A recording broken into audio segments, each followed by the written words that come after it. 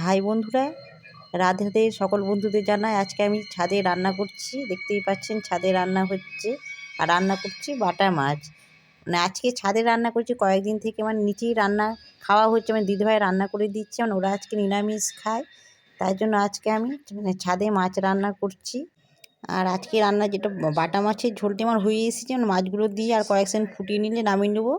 আর রোদ্দুরতে রান্না করতে তো খুব ভালোই লাগছে বন্ধুরা। শীতকাল যেহেতু রোদ্দুরতে খুব সুন্দর লাগছে রান্না করতে। এখন আমার স্নান হয়নি। কিছু মাছ আমি ভাজা রেখে দেবো, সবগুলো মাছ ঝুলে দেবো না, কেন ছেলে ঝোলের মাছ একদম পছন্দ করে না।